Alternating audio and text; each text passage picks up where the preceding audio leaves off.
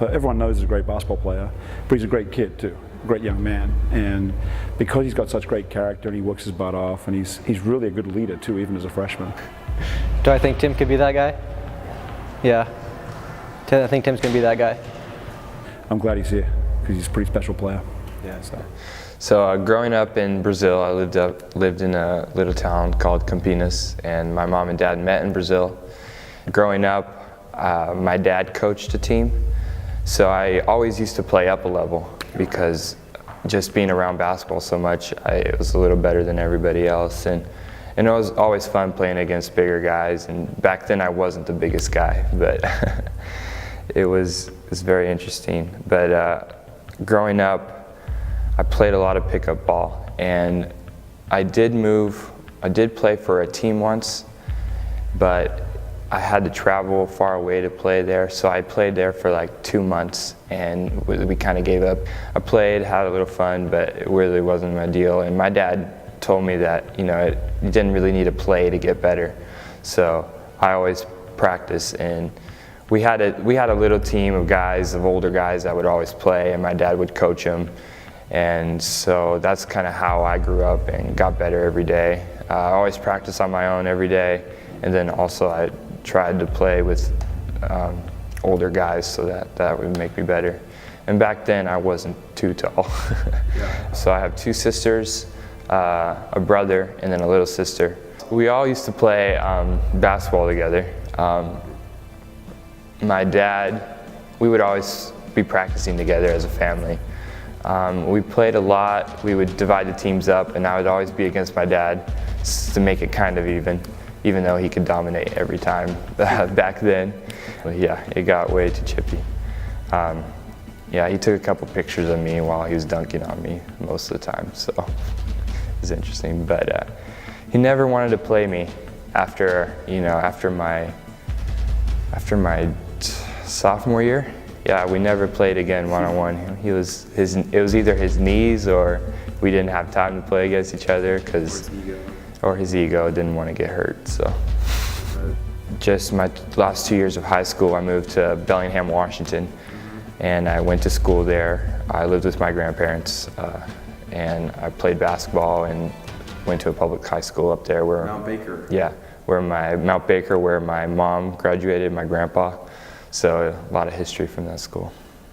So the season came along and I started playing, and it wasn't the best. I wasn't the best at the first part. I was a little rusty and trying to get used to the refs and just playing in a closed setting. Do you foul out a lot? I did foul out a lot, yes. Yeah. Mainly because I was the bigger guy on the court, and so sometimes the refs like to help the little guys, just because they feel like, I don't know, but most of the time, let's say 25% of the time I did foul out, yeah. My parents are so intertwined in the basketball world, they knew a lot of people. So they told a couple people that I was coming and to stay, and I got a couple phone calls, and a couple coaches came to watch me, and they were like, wow, he's got a lot of talent, but let's see what he has to bring it on the court, Got a couple more D1 offers. Well, I took a visit to the University of Montana and also to the University of UC Davis, and the next week after that I was going to go to UC Irvine. But during that midweek, I kind of had a feeling that I wanted to go to Masters and not to any of the other schools because they're not focused on the things that we focus here on, which is following the Lord and playing for His glory. So Tim, Coach Sugarman recruited you, but was let go after you had committed to Masters. What ran through your mind when you heard the news? I remember I got done with practice one Saturday morning. We were going to play that afternoon, so we got in the gym to get some shots, and I was in my car, and he gave me a call, and he told me that they didn't re-sign his contract, and he wasn't going to be able to come back next year, and kind of started crying, because honestly, you make a big commitment like that, and something like that happens, you don't really know what's going on. But it was all in God's plan. Talked to my dad right after that, and my dad told me to pray and ask for God's wisdom, and After that, I decided I didn't want to reopen my commitment because I wanted to come to Masters.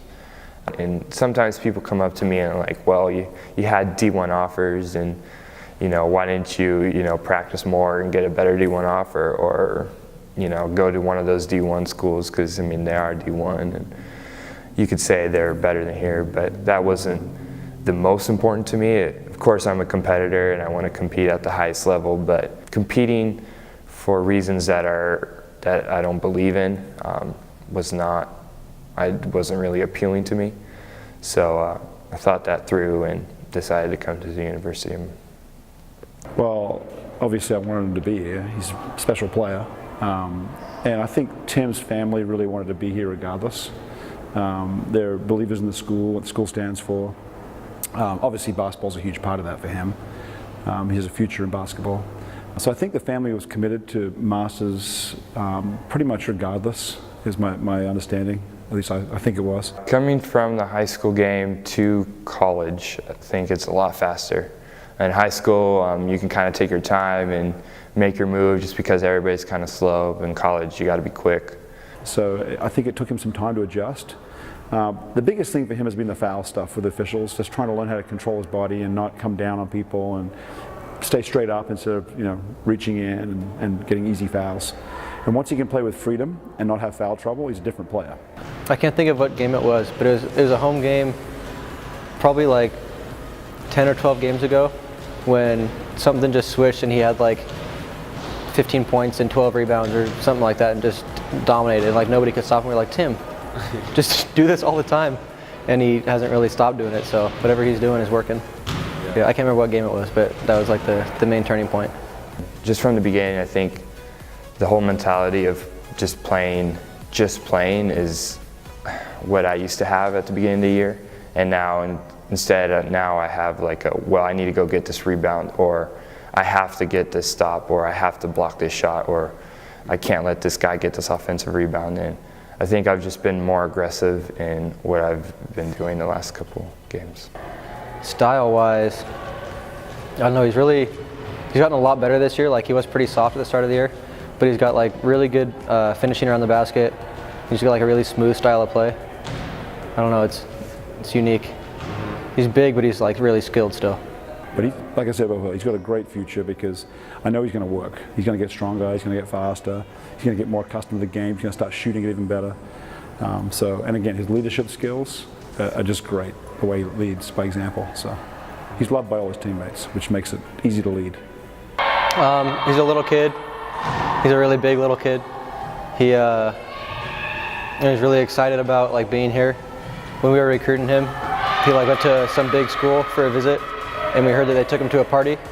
And right when we heard that, we were like, oh, we got him, because that's just like not who he is. There's nothing stopping Tim from being an All-American the next couple of years.